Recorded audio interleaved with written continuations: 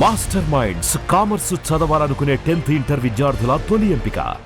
తమిళనాడులో TVK Vijay tsunami కొనసాగుతుంది. ముందుగా సుమన్ టీవీ చెప్పినట్టుగా 10-15 రోజుల నుంచి ఖచ్చితంగా కింగ్ మేకర్గా మారతాడు, ముఖ్యమంత్రి కూడా అవుతాడు విజయ్ అని చెప్పినట్టుగానే అక్కడ పరిణామాలు జరుగుతున్నాయి. అనుకోకుండా ఈరోజు త్రిష బర్త్డే కూడా ఉంది. బర్త్డేకి మంచి గిఫ్ట్ ఇచ్చాడనేటువంటి కామెంట్స్ వినపడుతున్నాయి సోషల్ మీడియాలో. దీనికి సంబంధించి మాట్లాడదాం, అక్కడ ఎన్నికల పరిస్థితులు అండ్ త్రిష బర్త్డేకి సంబంధించి కూడా. మనతో పాటు Suman TV chief editor Keshav గారు ఉన్నారు. సార్ నమస్తే సార్. సార్, తమిళనాడులో విజృంభణ విజయ్, మరొక వైపు త్రిష బర్త్డే ఈరోజు గిఫ్ట్ ఇచ్చారని చెప్పేసి చాలా మంది అభిమానులు కూడా కామెంట్లు పెట్టుకుంటున్నారు. అంటే అభిమానులకి డబుల్ ధమాకాలా కనిపిస్తుంది అది. వీళ్ళిద్దరు కాంబినేషన్ ఆల్మోస్ట్ ఒక 26 సంవత్సరాల నుంచి వీళ్ళు చేస్తున్నటువంటి సినిమాలు, వీళ్ళ మధ్య పర్సనల్ రిలేషన్షిప్ మీద వస్తున్నటువంటి రూమర్స్, ఇవన్నీ చూసినప్పుడు ఇది ఒక అటెన్షన్ పాయింట్ అవుతుంది. ఎలక్షన్ ముందు కూడా కొంత అదే కాంట్రవర్సీ నడిచింది.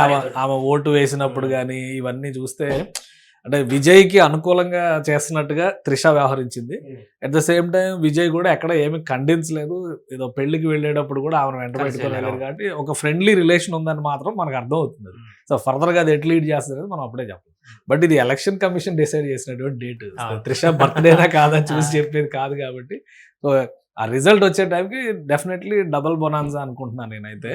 తమిళనాడులో రాజకీయాలకి ఒక భిన్నమైనటువంటి రిజల్ట్ వస్తుంది. ఇప్పుడు ఉన్నటువంటి పరిస్థితిలో దాదాపు 102-103 సీట్ల దాకా లీడింగ్లో ఉన్నాడంటే 118 వస్తే మ్యాజిక్ ఫిగర్ దాటినట్టు. సింగిల్ లార్జెస్ట్ పార్టీగా గవర్నమెంట్ టేకప్ చేయడానికి విజయ్కి క్లియరెన్స్ వచ్చేసినట్టే 118 సీట్లు వస్తాయి. అటువైపు డిఎంకే కూడా చాలా హోరాహోరీ ఇస్తున్నాయి. బట్ డిఎంకే థర్డ్ పొజిషన్కి పడిపోయింది. ఏఐడిఎంకే కూడా ఆ స్థాయిలో వస్తుందని ఎవరు ఊహించలా. అది ఖచ్చితంగా అది అప్రిషియేట్ చేయాలి. ఇప్పుడు విజయ్కి ఏఐడిఎంకే మద్దతు అవసరం అవుతుందా, లేదా డిఎంకే మద్దతు అవసరం అవుతుందా, లేదా విజయ్ సింగిల్ లార్జెస్ట్ పార్టీగా అధికారంలో రావడానికి ఇది ఒక్కటే సస్పెన్స్ ఉంది. ఎందుకంటే అంతా ఈవీఎం మిషన్స్ ఈవినింగ్ అంటే ఇంకొక 2 అవర్స్లో మ్యాక్సిమం క్లారిటీ వచ్చేస్తుంది. నంబర్ కనుక 118 దాటితే ఎవరి మద్దతు అతనికి అవసరం లేదు. సో సీఎం అయితే ఆబ్వియస్లీ ఇక్కడ విజయ్ ఫిక్స్ అయిపోయింది. ఎవరైనా మద్దతు ఇచ్చినా ఫిక్స్. అండ్ అలాగే సార్, ఇప్పుడు అంటే కొన్ని నెలల ముందే పార్టీ పెట్టి మనకు అప్పుడు అన్నగారు ఎలా పెట్టారో టీడీపీ, ఆ రకమైనటువంటి ప్రపంచం ఇది ఎవరు ఊహించలేదు. ఒక 20-30 వస్తాయి కావచ్చు, 40 వస్తాయి కావచ్చు, అలా అయినా కింగ్ మేకర్ అవుతాడు అనుకున్నారు. కానీ ఇంత 90, 80, 100 సీట్ల వరకు వచ్చేటువంటి పరిస్థితి ఏం జరిగిందంటారు అక్కడ? అంటే ఎన్టీఆర్ గారు పార్టీ పెట్టినప్పుడు సినారియో వేరు, ఇప్పుడు పరిస్థితులు వేరు. పైగా తమిళనాడులో చాలా మంది రజనీకాంత్ కానీ, విజయకాంత్ కానీ, కమల్ హాసన్ కానీ, వీళ్ళందరూ శరత్ కుమార్ కానీ, వీళ్ళందరూ రకరకాల ప్రయత్నాలు చేసి సినిమా ఇండస్ట్రీ నుంచి వచ్చి ప్రయత్నించి సక్సెస్ అవ్వాలనుకున్నారు. వీళ్ళు ఎవ్వరు కూడా కాలేదు. విజయ్ రైట్ టైం చూసి అడుగు పెట్టాడు. రజనీకాంత్ గారు ఏదో పార్టీ పెడదాం అనుకున్నారు. బట్ ఆ టైంలో ఏంటంటే అది రాంగ్ స్టెప్ అయి ఉండేది. బలంగా అక్కడ జయలలిత ఉన్నారు, కరుణానిధి ఉన్నారు, అలానే మిగతా పార్టీలు కూడా అంతో ఇంత. ఎందుకంటే డిఎండికే కానీ అప్పట్లో రజనీకాంత్ పార్టీ పెట్టాలనుకున్నప్పుడు ద్రవిడ పార్టీలో గ్రూపే ఒక 7-8 గ్రూప్, తమిళ మానిల కాంగ్రెస్ లాంటి, మూపనార్ లాంటి నేతలు వీళ్ళందరూ ఉన్నారు. అంటే అక్కడ ఎంటర్ అవ్వడానికి అంత స్కోప్ లేదు. కానీ ఇప్పుడు విజయ్కి స్పేస్ ఉంది క్లియర్గా. జయలలిత వెళ్ళిపోవడం, ఏఐడిఎంకేలో ఒక అనిశ్చిత వాతావరణం, లీడర్షిప్ని యాక్సెప్ట్ చేసేటువంటి పరిస్థితి లేకపోవడం, డిఎంకేలో కరుణానిధి గారు లేకపోవడం, స్టాలిన్ వచ్చి ఆయన ఇది ఫస్ట్ టైం ఆయన సీఎంగా వచ్చారు. సో ఆయన పవర్, ఆయన ఏ విధంగా పరిపాలించారు అనేది క్లారిటీ వచ్చేసింది ప్రజలకు. 5 ఏళ్లలో వాళ్ళ పరిపాలనా విధానం అంతా కూడా ఆకలింపు చేసుకున్నారు కాబట్టి ఒక క్లారిటీ ఉంది. ఆ స్పేస్ని విజయ్ కరెక్ట్గా వాడుకున్నాడు అనేది మనం అర్థం చేసుకోవాల్సింది. ఎన్టీ రామారావు గారి ప్రపంచం అది చాలా డిఫరెంట్ ప్రపంచం. 294 సీట్లలో దాదాపు 201 సీట్లు గెలిచి ఫస్ట్ ఎలక్షన్లో 9 నెలల్లోనే మొత్తం పార్టీ పుట్టుక అనే చర్చ మొదలుపెట్టి 9 నెలలకే ఆయన ఖతం చేశారు. ఇప్పుడు ఈయనంటే 1 ఇయర్ పైనే, 1.5 ఇయర్ దాదాపు అయింది. ఒక 2 ఏళ్ల నుంచి తర్జన భర్జన జరిగింది. బట్ సింపతి ఓటింగ్ అనేది విజయ్కి బాగా కలిసి వచ్చింది అనేది నాకు అనిపిస్తున్న ఫ్యాక్టర్. ఎందుకంటే ఈ స్పేసెస్ ఇవన్నీ పొలిటికల్, ఒకరి మీద ఒకరు విధానపరమైనటువంటి పోరాటాలు ఇవన్నీ పక్కన చూస్తే విజయ్ని కొన్ని వర్గాలు విపరీతంగా టార్గెట్ చేసింది. అది విజయ్కి కలిసి వచ్చింది. చివరికి వాళ్ళ ఇంట్లోనే శత్రువులు. ఇప్పుడు ఆయన పర్సనల్ విషయాలు వేరే ఉంటే ఉండొచ్చు కానీ బట్ ఇది రైట్ టైం కాదు కదా. 23 ఏళ్ళు 24 ఏళ్ల బంధం, వాళ్ళు బయటపడేటువంటి క్రమంలో జరిగిన విధానం కానీ, ఇతను cinema release, Jana Nayagan cinema release దాదాపు 1.5 ఏళ్ల నుంచి దాని మీద గొడవ నడుస్తూనే ఉంది, మారుతూనే ఉంది. చివరికి ప్రొడ్యూసర్ల చేతులు ఎత్తేసే పరిస్థితి వచ్చింది. అంటే అతను ఎటు కదలనివ్వకుండా ఫ్రీజ్ చేసేటువంటి ప్రయత్నం అధికారంలో ఉన్నటువంటి నాయకత్వం చేసింది అనే సింపతి ప్రజల్లోకి వెళ్ళింది. రెండో ఫ్యాక్టర్ ఏంటంటే జెన్జీ. ప్రతి చోట జంజీ ఉద్యమం. అవును. 2000 సంవత్సరం తర్వాత పుట్టిన వాళ్ళందరూ ఇప్పుడు ఓటర్స్ అవును, వారంతా మార్పు కోరుకునే పరిస్థితిని ఉన్నట్టు ఖచ్చితంగా వీళ్ళకి తెలియదు జయలలిత గారు ఏం చేశారు, ఎంజీఆర్ గారు ఏం చేశారు వీళ్ళకి తెలియదు. చూసారు వాళ్ళు. సో ఇప్పుడున్న ట్రెండ్ లో ఇతను వాళ్ళకి రైట్ యంగ్ ఐకాన్ గా కనిపించవచ్చు. ఎందుకంటే విజయ్కి మొత్తం మీద 51 ఏళ్ళు ఎంత ఉంది, అంతకంటే ఎక్కువ లేదు ఆయన ఒకవేళ సినిమా కెరీర్ ని కంటిన్యూ చేయాలంటే ఇంకా ఒక 10 సంవత్సరాలు నికరంగా హీరోగా ఉండేటువంటి అవకాశం ఉంది. బట్ అతను వచ్చాడు. సో అది ఒక హీరోయిక్ యాక్ట్ కింద జెన్జీ గ్రూప్స్ అన్ని కూడా యాక్సెప్ట్ చేసి ఉంటాయి. ఇంకోటి క్లీన్ ఇమేజ్. ఆయన ఏం మాట్లాడుతున్నాడు, birth of all is equal, అంటే ప్రతి ఒక్కడు పుట్టుకతో సమానం, ప్రతి ఒక్కడికి మేము న్యాయం చేస్తామని చెప్పని టీవీకే తరపున వాళ్ళు తీసుకునేటువంటి ప్రధానమైన స్లోగన్. మిగతా పార్టీలు ఎంతసేపు ద్రవిడ రాజకీయం లేదంటే పాత అనమాట, లేదా సనాతన్ వర్సెస్ ప్రోగ్రెసివ్ అని చెప్పి ఇవే వెళ్తున్నాయి. ఇవన్నిటిలోకి విజయ్ ఫార్ములా కొత్త అంశంగా కనిపిస్తుంది. ఆయన ప్రజల్లోకి వెళ్ళిన విధానం కానీ, ఆయన నిర్వహించినటువంటి సభలు కానీ, చివరికి ఆయన సభా వేదిక దగ్గర దొరకడం జరిగితే కూడా కేసులు పెట్టి ఎంక్వైరీలు చేశారు కదా. ఇవన్నీ అతనికి సింపతి ఫ్యాక్టర్స్ అవుతున్నాయి. అంటే ఇతను వేధిస్తున్నారు అనేటువంటి ఒక ఇమేజ్ క్లియర్ గా వచ్చేసింది. అంటే బ్యాలెన్సింగ్ ఉన్న వాళ్ళకి కూడా ఇంకా ఆయన పైన ఇంప్రెషన్, తటస్థ ఓటర్లు ఎప్పుడు ఇన్ఫ్లుయెన్స్ అవుతారు, ఇలాంటి ఘటనలు జరిగినప్పుడు, ఇలాంటి వేధింపులు జరిగినప్పుడు తటస్థ ఓటర్లు అందరూ ఇన్ఫ్లుయెన్స్ అవుతారు. బట్ యంగర్ జనరేషన్ ఇప్పుడు జరిగిన ఓటింగ్ లో almost 50 to 60% voting young generation, అంటే జెన్జీ బ్యాచ్ చేసినటువంటి ఓటింగే ఉంది అని చెప్పి అంచనా. ఇంకా ఫ్యాక్టర్స్ బయటకు వస్తాయి. సో అంతవరకు ప్రస్తుతానికి చూస్తే కనుక ఇంకోటి క్లీన్ ఇమేజ్.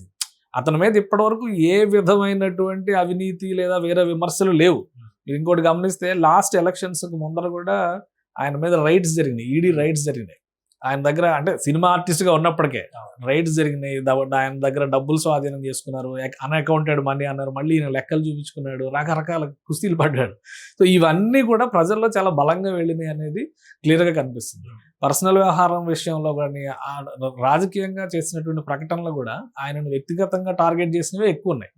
ఆయన విధానపరమైనటువంటి విమర్శ కంటే వ్యక్తిగతమైన విమర్శ ఆయన ఎక్కువ టార్గెట్ చేశారు. సో ఇవన్నీ విజయ్కి పాజిటివ్ ఫ్యాక్టర్స్ గా కన్వర్ట్ అవడంలో సక్సెస్ అయిన. అన్నిటికీ మించి మళ్ళీ ఇంకోసారి ప్రశాంత్ కిషోర్ ఆయన అనుసరించినటువంటి స్ట్రాటజీ గ్రౌండ్ లెవెల్లో చాలా బలమైనటువంటి పునాది వేసింది టీవీకేకి అని చెప్పని అంటున్నారు. సో ఇంకా కొంత ఫ్యాక్టర్స్ బయటకు వచ్చినాక మనకి ఇంకొంచెం క్లారిటీ వస్తుంది. బట్ ఇప్పుడైతే డెఫినెట్లీ కింగ్ మేకర్ అనుకున్నారు అందరూ, డైరెక్ట్ కింగ్ అయిపోయాడు.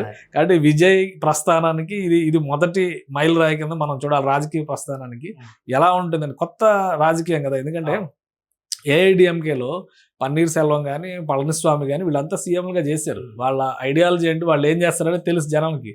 అలానే ఇక్కడ డిఎంకేలో స్టాలిన్ కానీ, ఉదయనిధి స్టాలిన్ కానీ నెక్స్ట్ వాళ్ళే కదా, వాళ్ళ ఫ్యామిలీనే కదా, వాళ్ళ గురించి కూడా ప్రజలకు క్లారిటీ ఉంది. అందరికంటే కొత్తగా వస్తున్నవాడు, డిఫరెంట్గా ఉన్నవాడు, మొదటిసారిగా ఒక క్రిస్టియన్ తమిళనాడు రాజకీయాలని ఏలేటువంటి పరిస్థితి కూడా వస్తుంది అనుకోవచ్చు. ప్లస్ ఈయన ఇచ్చినటువంటి ఎన్నికల వాగ్దానాల్లో కూడా మహిళలకి సంబంధించినటువంటి వాగ్దానాలు ఎక్కువ ఉన్నాయి. మహిళా ఎంపవర్మెంట్ గురించి ఎక్కువ మాట్లాడాడు. సో వీటిని ప్లస్ ఎడ్యుకేషన్ సిస్టంలో మార్పుల గురించి మాట్లాడాడు, విద్యార్థులకి తీసుకురాబోయేటువంటి సంస్కరణల గురించి మాట్లాడాడు. సో ఇవన్నీ కూడా ప్రజల్లో ఒక ఆసక్తికరమైనటువంటి చర్చని లేవదీసి ఉండొచ్చు. అందుకనే ఒక స్లో సైలెంట్ రెవల్యూషన్ లా కనిపిస్తుంది ఇది. అంచనాలకు కూడా ఎగ్జిట్ పోల్స్ లో కూడా ఒకటి రెండు సరే, అంతేగాని మిగతా వాళ్ళు ఎవరు చెప్పాలి. మనం సుమన్ టీవీలో అయితే గతంలో కొన్ని వీడియోలు చేసాం. ఆయనకు ఒక యూత్ ఫోర్స్ ఫాలో అవుతుంది కాబట్టి ఒక మ్యాజిక్ జరుగుతుంది అనేటువంటిది మనం చెప్తా వచ్చాము. హంగ్ వచ్చినా ఈయన ఆల్టర్నేటివ్ అయ్యేటువంటి అవకాశం. ఎందుకంటే చాలా రాజకీయాలు మనం చూసాం. జార్ఖండ్ లో మధు కోడ లాంటి ఒకే ఒక సింగిల్ ఎమ్మెల్యే ఆయన సీఎం చేసి కాంప్రమైజింగ్ ఫార్ములా చేశారు. యాక్చువల్ గా ఇప్పుడున్న టఫ్ సిచ్యువేషన్ అంటే డిఎంకేకి ఏఐడిఎంకేకి వచ్చిన నంబర్స్ ప్రకారం చూస్తే కనుక టీవీకే పెద్ద పార్టీ అవ్వకపోతే మధ్య మార్గంగా ఎవరో ఒకరిని పెట్టుకోవాల్సిన పరిస్థితి వస్తే ఖచ్చితంగా విజయ్కి ఆప్షన్ ఉంది. కానీ సింగిల్ లార్జెస్ట్ పార్టీ అయిపోయిందంటే ప్రజలు వన్ సైడ్ గా ఓటింగ్ చేశారు అనేది మాత్రం చాలా క్లియర్ గా కనిపిస్తుంది. అండ్ ఇంకొక చర్చ సార్, ఇప్పుడు సోషల్ మీడియా నడుస్తుంది, బర్త్డే గిఫ్ట్ ఇచ్చాడు విజయ్, అనుకోకుండా జరిగిన పరిణామం, యాదృచ్ఛికమేమో. కానీ ఇప్పుడు అధికారంలోకి వస్తున్నాడు కాబట్టి, ప్రభుత్వాన్ని ఏర్పాటు చేస్తున్నాడు కాబట్టి విజయ్, త్రిషాను కూడా ప్రభుత్వంలో భాగస్వామ్యం అయ్యేటువంటి అవకాశం ఉందనేటువంటి ఒక చర్చ. ఏమన్నా తనకు రాజ్యసభనో, ఎమ్మెల్సీనో, లేకుంటే ఇతరత్ర మార్గాలు ఏమన్నా రాజకీయ ఎంట్రీ జరిగేటువంటి అవకాశం ఉందా త్రిష? అంటే అంత ఇన్స్టెంట్ గా డెసిషన్ తీసుకునే అవకాశాలు అయితే కనిపించట్లేదు. ఎందుకంటే ఆయనకు ఉండే లిమిటేషన్స్ ఆయనకు ఉంటాయి. ఇప్పుడు ప్లస్ ఫస్ట్ ఆయన ఫ్యామిలీ ఇష్యూని సెటిల్ చేసుకోవాలి. ఆ ఇష్యూ విషయంలో కోర్టులో అది నడుస్తుంది. దానికి క్లారిటీ వచ్చే వరకు వీళ్ళు వెయిట్ చేస్తారు. ప్లస్ ఆయన ఇచ్చినటువంటి ఇండికేషన్స్ కూడా ఈ మ్యారేజ్కి తీసుకెళ్ళటం కానీ ఇట్లాంటివి కానీ, అంటే వాళ్ళు ఒక ఫ్రెండ్ అనే చెప్పలేము, మోర్ దాన్ ఏ ఫ్రెండ్ అనేటువంటి ఇంప్రెషన్ మాత్రం ఆయన క్రియేట్ చేశాడు. రాజకీయంగా ఇన్వాల్వ్మెంట్ అనేది త్రిష ఇంట్రెస్ట్ ని బట్టి ఉంటుంది. ఆమె ఏదో జ్యోతిష్యాలు నమ్ముతుంది, ఆమె రాబోయే రోజుల్లో జయలలిత నిన్న తిరుపతి కూడా పోయినట్టు ఇట్లాంటి ఆమె పుట్టినరోజు సందర్భంగా ఆమె తిరుపతి దర్శనం చేసుకొని వచ్చింది. సో అన్ని కలిసి వచ్చినాయి అనమాట ఆమెకి. ఇప్పుడు జరగబోయేది ఏంటంటే పార్టీ నిర్మాణానికి సంబంధించి బలమైన అడుగులు పడాలి, ప్రభుత్వానికి సంబంధించి. ఎందుకంటే విజయ్ ప్రభుత్వం ఏర్పాటు ఎలా చేస్తారు, ఆయన ఫస్ట్ ఇంప్రెషన్సే ముందు ప్రజల్లోకి వెళ్ళేటువంటి విధానాన్ని, అనుభవం లేదు కదా ఇప్పటివరకు, ఒక ఎమ్మెల్యేగా కూడా ఆయనకు అనుభవం లేదు. అలాంటి వ్యక్తి డైరెక్ట్గా పదవిలోకి వెళ్తున్నారు, ప్రభుత్వాన్ని నడిపించాల్సినటువంటి అవసరం ఉంది. సో అది చాలా ఇంపార్టెంట్. రాజ్యసభకు వెళ్ళడానికి వాటికి ఇంకొంత టైం పట్టొచ్చు, ఒక 2 ఏళ్ళు 3 ఏళ్ళు 2 ఏళ్ళ సమయం పట్టొచ్చు, మినిమం 2 ఏళ్ళు అయితే సమయం పట్టేటువంటి అవకాశం ఉండొచ్చు. ఎందుకంటే వీళ్ళ నంబర్ పెరిగిన దాన్ని బట్టి ఎమ్మెల్యే కోటాలో వాళ్ళు నామినేట్ చేసేటువంటి అవకాశం. బట్ పార్టీకి ఇంకా ఎంతమంది సేవలు అందించారు, తెర వెనక ఉన్నటువంటి ఐడియాలజిస్టులు ఎంతమంది ఉన్నారు, వాళ్ళందరినీ కూడా చూడాలి.